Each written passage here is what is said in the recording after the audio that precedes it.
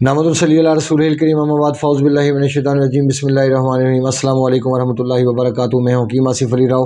आज का जो मौज़ूअ तरतीब दे रहे हैं रोज़ा और तेज़ाबियत, रोज़ा और एसिडिटी। अब ये हकीकत में अगर हमारे दोस्त चाहें तो वो तेज़ाबियत को कंट्रोल करने में रोज़े से हेल्प ले सकते हैं, लेकिन हमारी बदकिस्मती ये है कि हम उन चीज़ों का इस्तेमाल नहीं करना चाहते, क्योंकि हमारा तो मकसद ये है कि हमने पूरे साल की कसर निकालनी होती है। हकीकत में हम पूरे साल में उतनी बदपरहेज़ी या उतने अजीब खाने नहीं खाते जितने हम रमज़ान मुबारक में खाना शुरू कर देते हैं, जो कि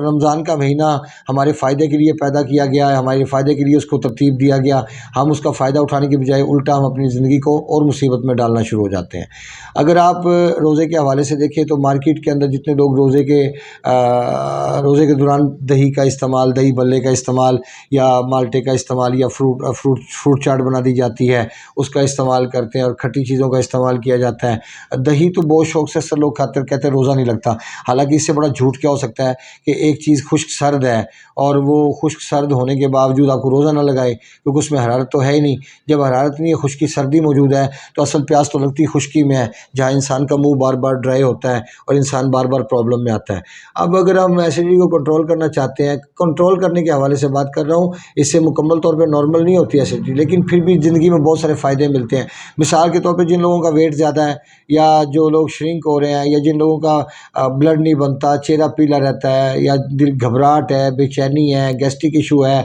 कॉन्स्टिपेशन है, भूस डकारे हैं, जिस्म के अंदर बॉडी में थकन है, सर में डैंड्रफ है, ये तमाम चीज़ों के हवाले से, पेप्टिकल अल्सर है, ये तमाम चीज़ों के हवाले से ये आपके सामने एक वीडियो रखी जा रही है। इन चीज़ों के बारे में सोचिए, कैंसर तक शामिल कर लें आप इसके अंदर। अब किसी बंदे ने अगर इस हालत में, रोज़े की हालत में बेहतरी हासिल करना है तो यकीन उसको चाहिए कि जब सहरी के टाइम उठे सिर्फ खजूर और गर्म पानी का इस्तेमाल करे, और जब सहरी ख़त्म होने लगे तो खरबूजे या पपीते का इस्तेमाल कर ले। ये उसके लिए सारा दिन के लिए बेहतरीन एनर्जी होगी। फिर इफ्तारी के अंदर आप खजूर और गर्म पानी से रोज़ा इफ्तार करें और उसके ठीक आधे पौने घंटे के बाद आप यखनी का इस्तेमाल कर लें काली मिर्चों के साथ, बकरा हो या देसी मुर्गी। अब यहाँ पे इसके अलावा और कुछ नहीं खाना पीना, ये शेड्यूल काफ़ी। अक्सर लोग कहते हैं कि खाने में रोटी तो है नहीं। अरे रोटी का क्या करेंगे? जब आप पेशेंट ही एसिडिटी के हैं, तेज़ाबियत के हैं, तो रोटी का इस्तेमाल तो आपकी तेज़ाबियत को बढ़ाने में उसको किरदार अदा करेगा, ना कि वो नॉर्मल करने में किरदार अदा करेगा। स्पेशली जो तबखीर मैदा के पेशेंट होते हैं उनके लिए तो ये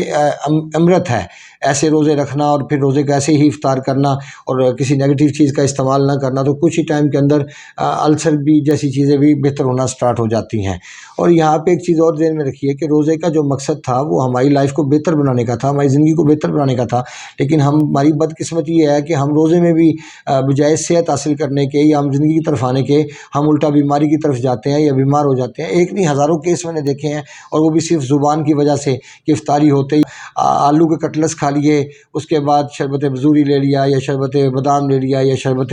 रूह अफ़ज़ा या जाम शीरी का इस्तेमाल कर लिया या वाई बादी चीज़ें इफ्तारी में खाने के लिए इस्तेमाल कर ली, तो यकीन करें कि सारा दिन का इंसान का मैदा स्टमक खाली होता है और वो बेचैनी की हालत में होता है। लेकिन उसको छूटते ही अगर इन चीज़ों का इस्तेमाल करवा देंगे तो ये यकीनन तेज़ाबियत को बढ़ाने का सबब बनेगा, ना कि तेज़ाबियत को कम करने का सबब बनेगा। ऐसी हालत में जैसे चावल, आलू, गोभी, बैंगन, शेंगन, अरवी है, चने की दाल है, माश की दाल है, इन चीज़ों का इस्तेमाल भी फ़ायदेमंद साबित नहीं होता। एसिडिटी का पेशेंट तो स्पेशली इन चीज़ों से अवॉइड करे, क्योंकि ये मस्कुलर सिस्टम पे दबाव को बढ़ाती है और खटास को बढ़ाती हैं, जो कि इंसान के जिगर की तबाही का बायस बनती है, उसको रोकने का बायस बनती हैं। और जाहिर सी बात है ऐसी कंडीशन के अंदर जब फिल्ट्रेशन का निज़ाम है वो डेड होना शुरू हो जाएगा, क्योंकि लिवर की मूवमेंट है नहीं, और किडनी हमारी जितने भी गिल्टीदार गदूद हैं, मवाद हैं, जितने भी हमारे जिस्म में काम करते हैं वो सबके सब जिगर के अंडर में काम करते हैं, और जब जिस्म में हरारत बहुत कम होगी तो यकीन उसके नुकसानात होंगे। अब यहाँ पे होना तो ये चाहिए कि इफ्तारी में भी अब इंसान गर्म पानी और खजूर के साथ रोज़ा इफ्तार करे,